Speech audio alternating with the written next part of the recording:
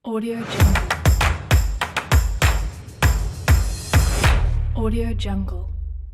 Era dunia maya itu ditandai oleh literasi dan numerasi menjadi media utama. Jelas literasi itu adalah lahan garapan kita. Ya, ini punya kesempatan besar untuk warga bahasa Indonesia, warga bahasa masuk di dalamnya. Yang kedua, gambar, suara, gerak, teks, angka, simbol terintegrasi dan dipadu secara interaktif dengan visualisasi dan audio lengkap. Yang ketiga, ragam logika bahasa digunakan secara ramai dan multi tafsir. Dan kita harus masuk ke dunia keramaian itu dan kita harus memperbaiki multi tafsir yang ada.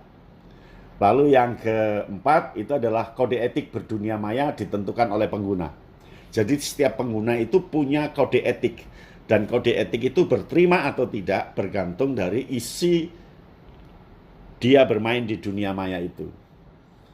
Nah, undang-undang IT kita kan seharusnya menjadi pedoman. Seharusnya menjadi pedoman. Undang-undang ITE itu. Tapi ternyata sekarang ini undang-undang ITE malah untuk memenjarakan orang. Sebenarnya kan undang-undang informasi teknologi elektronika itu kan untuk menjadi panduan bagi kita. Tetapi justru sekarang menjadi alat untuk menghukum orang lain, menyalahkan orang lain, memenjarakan orang lain. Mengapa? Karena banyak yang menyimpang dari undang-undang ITE itu. Nah, pemahaman yang benar terhadap undang-undang ITE dipentingkan bagi kita semua. Lalu kekaburan kebenaran berkelindan. Jadi kita tidak tahu ini informasinya benar apa enggak. Ini informasinya benar apa enggak. Dengan kepastian kebenaran, maka orang yang berada di dunia digital, dia harus pandai seleksi digital. Siapa yang lebih dulu, siapa yang berikutnya. Dan ngecek kebenaran itu secara triangulasi dari tiga sisi, umpamanya dari sisi orangnya, dari sisi isi beritanya, atau komunikasinya, dari sisi teknologinya. Nah, nanti akan terjadi era dunia maya yang asik, era dunia digital yang asik. Ruang digital masyarakat 5.0 itu yang pertama informatif. Maka perbanyak keterlibatan mahasiswa, dosen, bahasa dan sastra ini punya keterlibatan kuat di informatif. Dengan perasaan yang abilitas atau sikap yang cepat dan tepat. Yang berikutnya, kalau hanya sekadar informatif, kita ini akan jadi makanan orang lain. Kalau sekadar informatif, kita ini akan menjadi pasar bagi orang lain. Ketika sekadar informatif, kita akan menjadi bulan-bulanan orang lain. Maka orang-orang kita, orang bahasa dan sastra Indonesia, mahasiswa, masukkan ke areal produktif.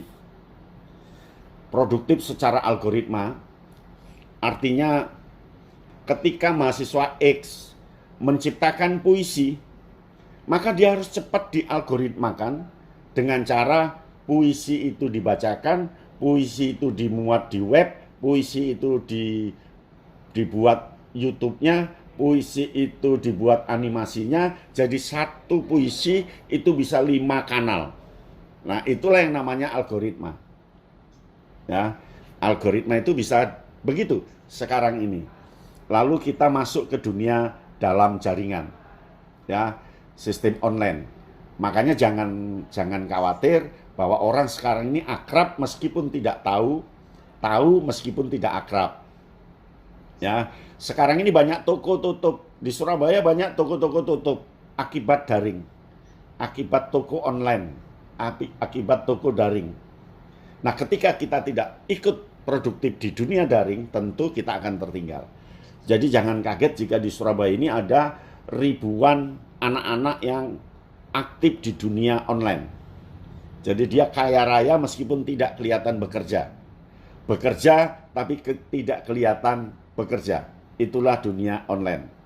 Nah, ini anak-anak muda sekarang larinya di sini. Kemudian afirmatif. Afirmatif itu adalah penguatan.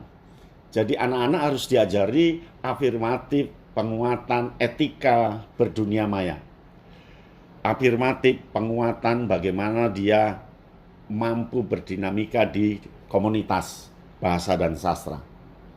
Itulah ruang digital masyarakat. Audio Jungle. Audio Jungle.